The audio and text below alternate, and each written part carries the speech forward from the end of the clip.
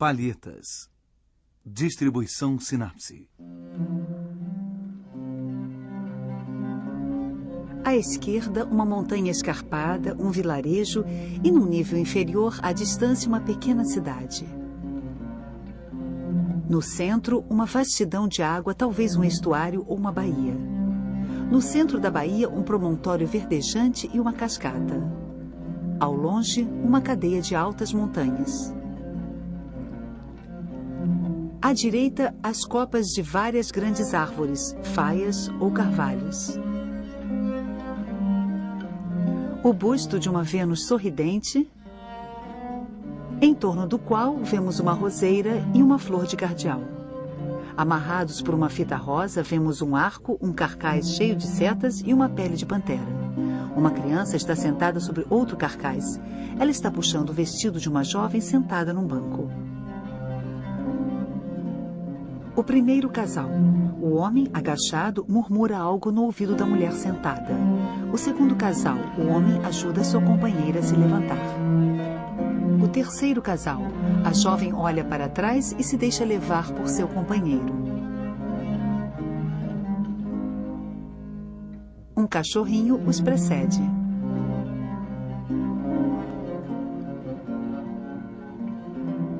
Mais abaixo, atrás do talude, 3 casais abraçados ou de braços dados.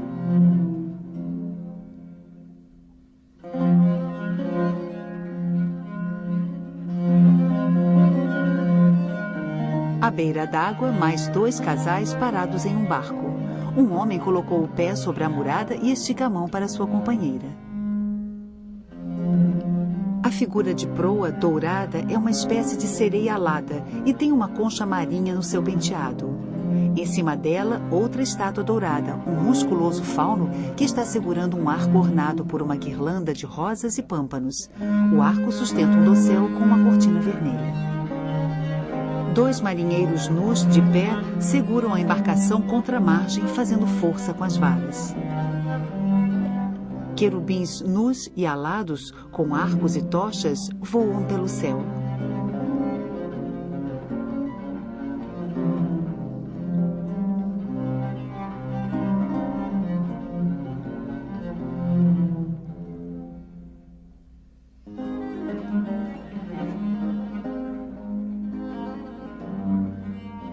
Os segredos da festa galante. A peregrinação à ilha de Citera. Antoine Watteau. Museu do Louvre, Paris.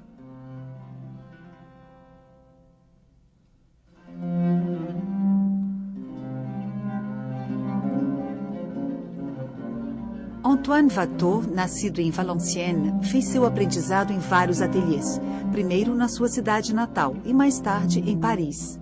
Sua formação foi eclética, cobrindo desde cenários de teatro até imagens religiosas. Em 1712, aos 28 anos, Watteau se apresentou à Real Academia de Pintura, onde logo foi admitido por causa de seu talento. Segundo o costume, ele deveria realizar uma obra de admissão. Cabia a ele escolher o tema. A Academia o repreendeu várias vezes. Ele só entregou seu quadro em 28 de agosto de 1717. O senhor Antoine Watteau mandou entregar o quadro que lhe havia sido pedido e que representa a peregrinação à ilha de Citera. Mas o secretário da Academia proibiu o título e o substituiu por Uma Festa Galante, modificação que talvez traduza a dificuldade dos acadêmicos para classificar o tema. A aceitação de um título mitológico teria, na verdade, dado a Watteau a qualificação mais elevada, a de pintor histórico.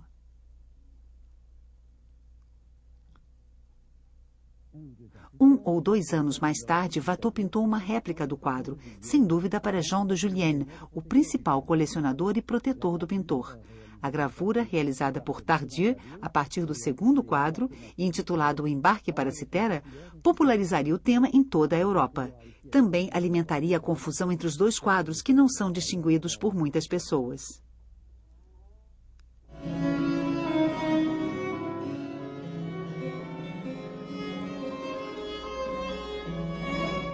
O embarque foi adquirido em meados do século XVIII pelo rei de Prússia, Frederico o Grande. O quadro pertence hoje à cidade de Berlim. Quanto ao primeiro quadro, ele permaneceu nas galerias da Academia, no Louvre, até a Revolução Francesa. Em 1793, as coleções da Academia foram confiscadas e mais tarde doadas ao Museu do Louvre. O quadro começou então a ser chamado de O Embarque para a Ilha de Citera e manteria esse título por mais de um século e meio, até voltar a ter seu título verdadeiro.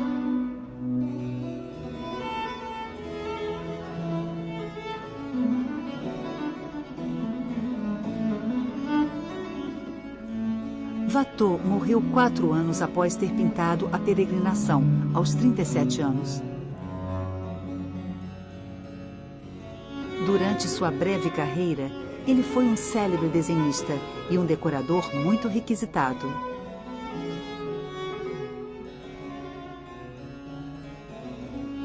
Alguns anos após sua morte, seu amigo Jean de Julienne mandou gravar e encadernar suas obras em 2 volumes de desenhos. Mais tarde, mandou gravar também todas as suas pinturas.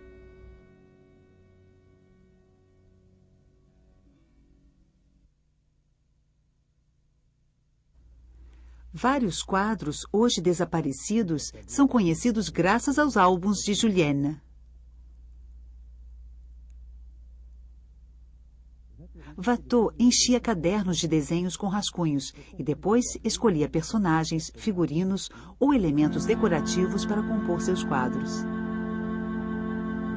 A Peregrinação surgiu, portanto, da justaposição de vários desenhos.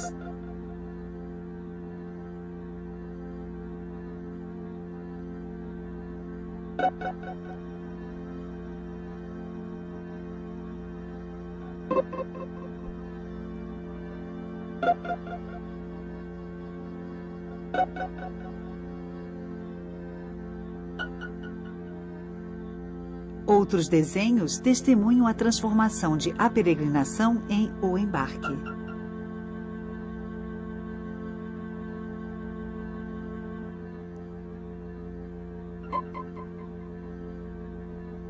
Watteau também copiava gestos ou rostos dos pintores dos quais ele gostava.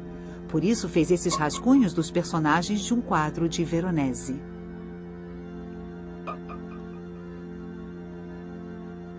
Os 2 marinheiros foram inspirados por A Pesca Milagrosa de Rubens, que Watteau conheceu através de uma gravura. O quadro mede 1,94 m por 1,29 m. Foi pintado sobre uma tela de cânhamo de espessura média, com granulação aparente e trama irregular.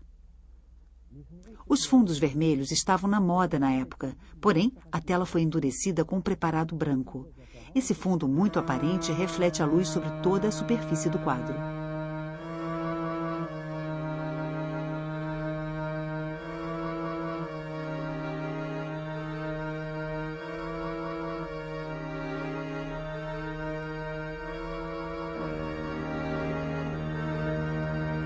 Os personagens e os detalhes da parte central foram desenhados com pincel e pigmento cinza.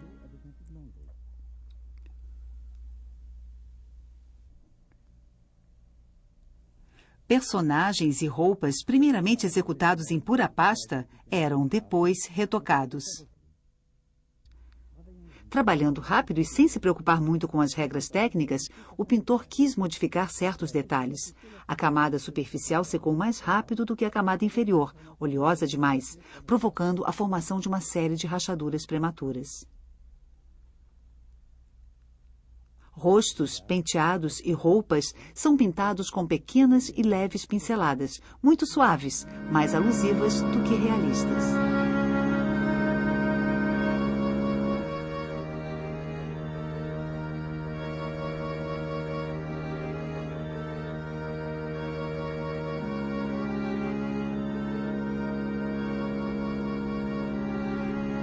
Houve várias correções. O braço de um marinheiro tinha uma posição mais elevada.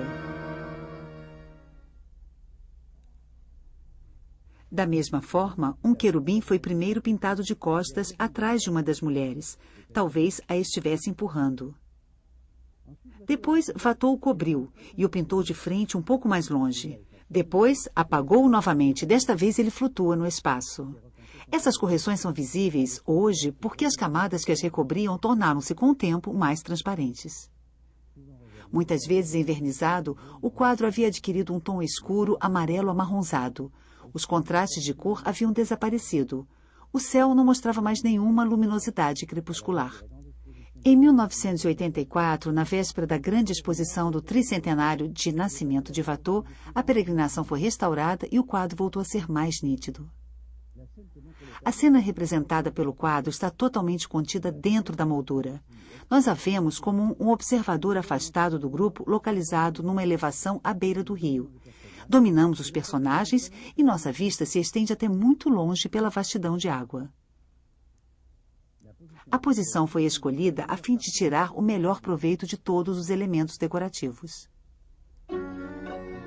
Os planos de fundo são azulados conforme os princípios da perspectiva atmosférica. Watteau tomou emprestado de Bruegel ou de Leonardo da Vinci esse tipo de penetração que atravessa em profundidade os planos de fundo do quadro. Talvez também venha de Da Vinci essa maneira de separar o espectador da cena pela moldura abrupta de uma espécie de barranco selvagem. A Tiziano e aos venezianos pertence essa organização espacial simples com planos sucessivos bem delimitados. As massas que contornam a paisagem são como adornos de teatro presos à ribalta. No segundo quadro, o enquadramento é ligeiramente mais fechado nos personagens. O ponto de vista é diferente, a visão menos aprofundada. As montanhas levemente perceptíveis em meio a uma bruma dourada situam-se mais embaixo. As copas das árvores se estendem mais para a esquerda do quadro. Watteau toma emprestado também dos venezianos a técnica de modular uma grande variedade de tons a partir de alguns poucos pigmentos.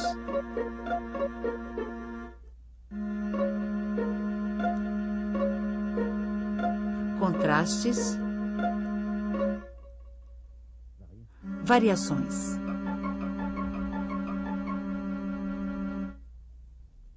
O que estão fazendo os personagens do quadro? A peregrinação à ilha de Citera pode significar que eles estão se preparando para partir para a ilha ou que, ao contrário, já estão nela. Em A Peregrinação, a proa está virada para a margem. O barco é impulsionado por varas e, portanto, só faz viagens em águas pouco profundas. Em O Embarque, a popa toca a margem. A proa está virada para a água.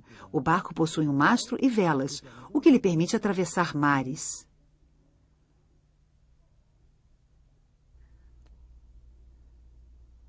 Um busto de mulher sobre um pedestal que termina em forma de mísula. No Império Romano, esse tipo de estátua demarcava as fronteiras. Talvez estejamos na fronteira do território de Vênus. Mas a paisagem de A Peregrinação é ambígua. O plano aquático é estreito e contido, circundado em parte por altas montanhas. Da mesma forma, na Ilha Encantada, Watteau mostra uma paisagem que circunda um corpo aquático.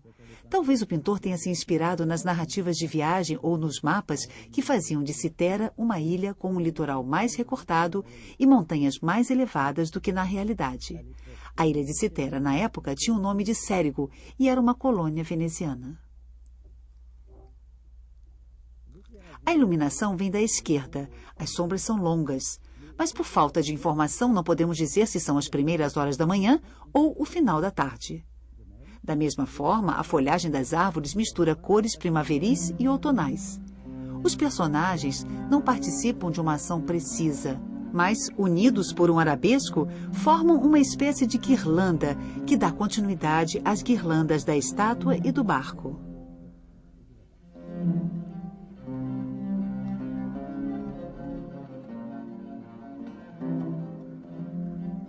A mulher com leque usa um vestido de cetim preso à cintura por um nó e que se abre sobre uma anágua de cetim branca.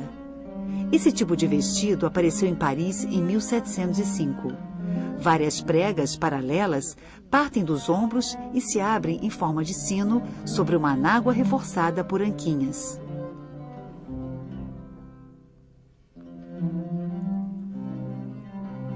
A segunda mulher, ao contrário, usa um corpete com mangas compridas e manguinhas de renda e uma saia de cetim listrado. Esse traje renascentista estava fora de moda, mas ainda era apreciado em todas as classes sociais porque era mais prático. Muitos homens do grupo também usam roupas fora de moda. Paletós curtos, calças com nestas e fitas, sapatos baixos. 2 homens estão vestidos como gente do povo. As mulheres que os acompanham usam trajes de empregadas ou de camponesas. Um homem usa um costume de cetim justo e uma capa com um drapeado elegante. É o traje de O Indiferente. Um de seus companheiros usa a roupa de Mezzetino, o valete aventureiro e músico da Commedia dell'arte, o seresteiro. Os comediantes italianos foram expulsos da França por ter montado uma peça na qual a senhora de Maintenon achou que eles faziam troça dela. Watteau usa muitas vezes seus figurinos.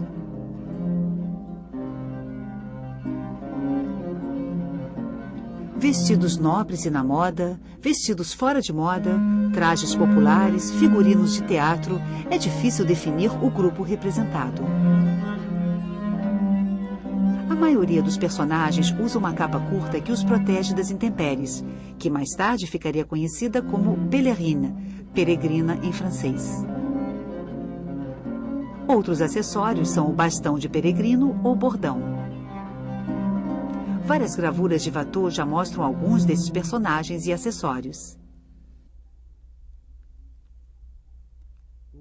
Na Idade Média, os peregrinos carregavam chaves cruzadas se iam visitar Roma e conchas se estivessem a caminho de Santiago de Compostela. A concha é um sinal do peregrino. Ela é a insígnia de um percurso iniciático com emboscadas, desvios, retornos, rituais, milagres, penitências e alegrias, exatamente como a busca do amor. Os peregrinos galantes de A Peregrinação usam corações atravessados por flechas, e a concha está presente dentro do barco, mas desta vez ela representa o que costumava representar na antiguidade, o sinal de Vênus. Afrodite era a deusa grega do amor. Ela se tornaria Vênus para os romanos. A mitologia conta que ela nasceu da espuma do mar. Levada pelos Zéfiros, ela vai parar na ilha de Citera antes de se estabelecer em Chipre. Para Watteau, o nome Citera, as alusões à Ilha do Amor e às peregrinações são comuns. A Ilha Encantada. Os Jardins de Citera. A Peregrina Alterada. As Diversões de Citera. Boa Viagem.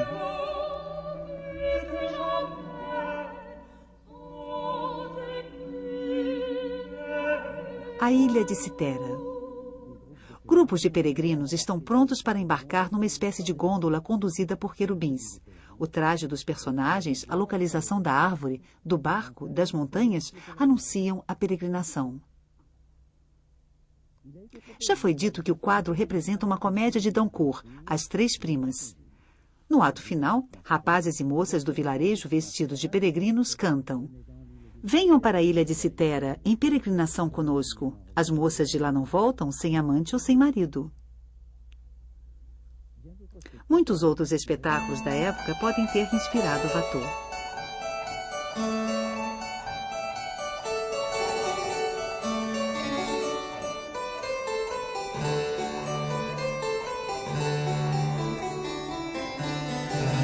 No mesmo ano de A Peregrinação, François Couperin compôs O Carrilhão de Citera.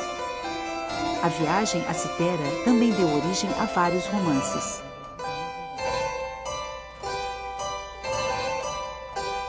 Em um dos grandes livros da época, As Aventuras de Telêmaco, o jovem Telêmaco, filho de Ulisses, atraca em Chipre e faz uma excursão a Citera.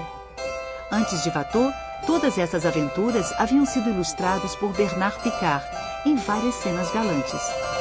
Ele representou o tema várias vezes e foi provavelmente uma das fontes de inspiração de Watteau.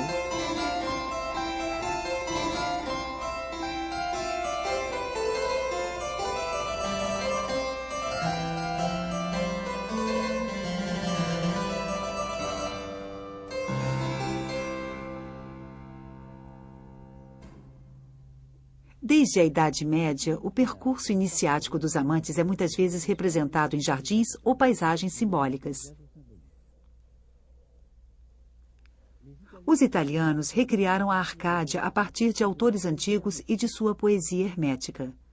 Rubens leva seus suntuosos amantes para um jardim cercado de fontes barrocas. É desse quadro que Watteau toma emprestada a ideia do querubim que empurra uma dama. Primeiro em A Ilha de Citera e mais tarde em A Peregrinação, no qual é apagado logo depois. Watteau dispunha seus personagens em paisagens que se inspiravam em jardins reais. Os do Palácio de Luxemburgo, os bosques de Versalhes. E também nos jardins do seu amigo financista Pierre Crozat, em Montmorency, que reunia uma sociedade elegante e adepta de um novo estilo de vida. A perspectiva. Reunião em um parque.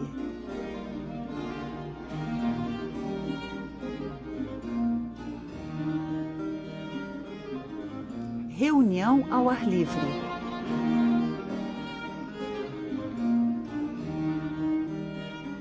Os prazeres do baile.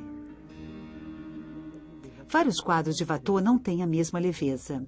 Espectadores cúmplices, descobrimos a ninfa adormecida, mas vemos muito mais do que o sátiro. Assistimos ao julgamento de pares por trás.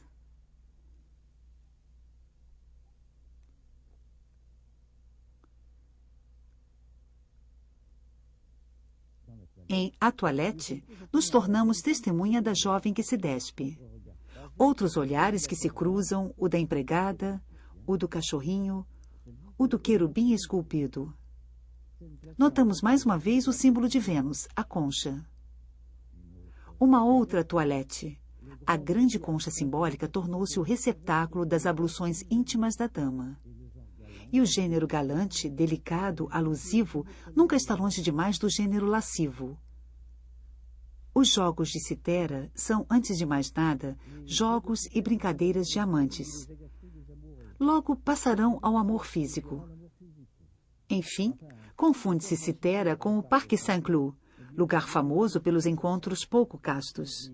Costumamos dizer ir a Saint-Cloud, fazer peregrinação a Saint-Cloud. Alusão sob forma de paródia. Em A Ilha de Citera, Watteau pintou de fato as balaustradas da cascata de Saint-Cloud. Em meio a essa ambiguidade, a esse equilíbrio entre amor cortês e festa sensual, talvez resida também o espírito de um momento histórico. Com a morte de Luís XIV, a severa ordem moral instaurada havia vários anos foi logo relaxada. O príncipe regente, Philippe de Orléans, gosta de teatro e diversões. Um de seus primeiros atos foi chamar de volta à França os comediantes italianos. Verdadeiros círculos de libertinos relatados pelos enciclopedistas da época preconizam tempos dourados modernos e o prazer do momento. Em um quadro da época, o regente é representado como Baco.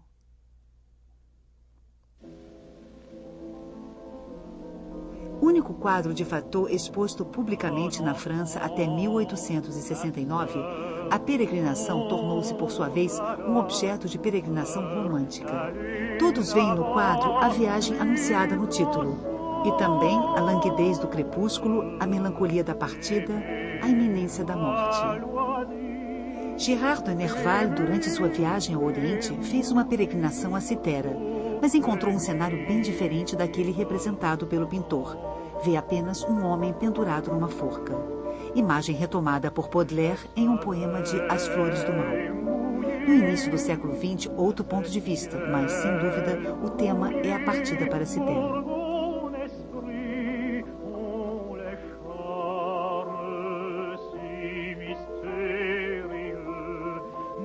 Rodin vê em A Peregrinação uma narrativa de tipo medieval, uma sucessão de cenas que vão da direita para a esquerda que exprimem os estágios da paixão. Charles de Tolnay identifica em A Peregrinação os 3 estágios dos antigos: persuasão, consentimento, harmonia.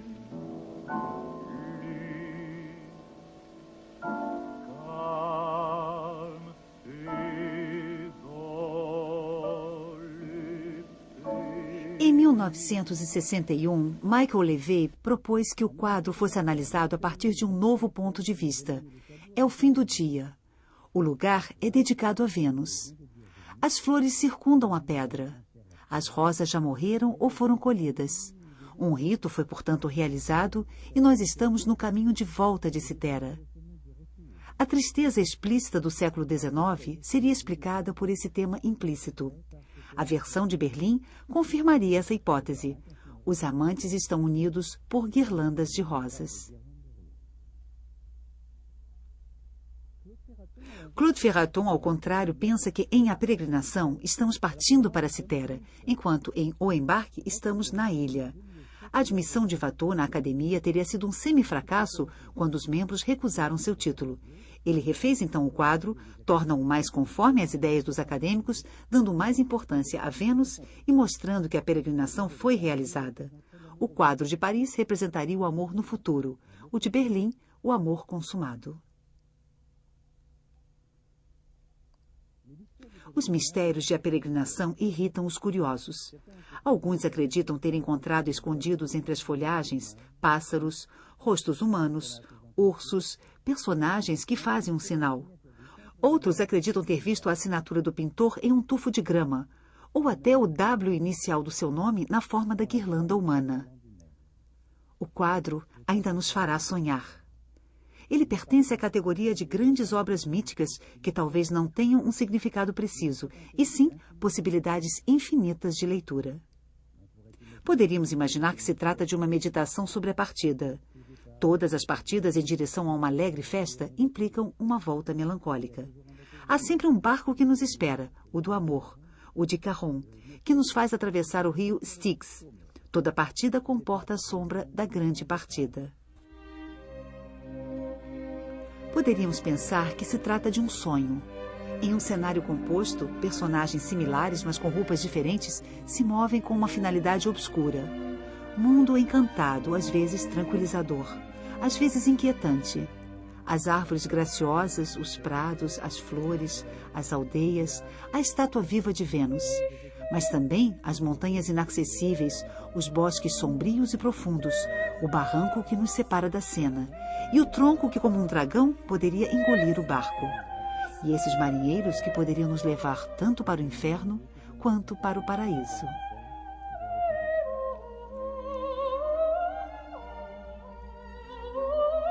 Poderíamos concluir que, a partir de mitos antigos sobre o amor, Watteau recompôs uma espécie de mito pessoal. Uma Arcádia rococó na qual a selvageria natural e a cultura galante se reconciliam. Fábula sobre o tempo suspenso.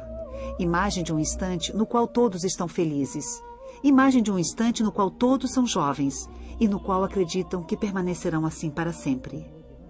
Poderíamos dizer finalmente que se trata também de uma reflexão sobre a pintura. Podemos terminar com o cachorrinho, o personagem mais humilde, recorrente na obra de Watteau. Quem é ele? De onde veio? Talvez seja o cachorro do pintor. Mas também é um Cocker Spaniel anão que se chama Vecelli, porque era o modelo preferido de Tiziano. Depois, evoluindo através de cruzamentos sucessivos, o veronês, pois foi pintado muitas vezes por Veronese. Único personagem que tem nome, 2 nomes de pintores. Ele caminha confiante em meio ao grupo de humanos. Talvez ele esteja no centro da imagem para dizer que todo o quadro também conta a história da pintura e transmite, de geração em geração, segredos ao mesmo tempo fúteis e sublimes.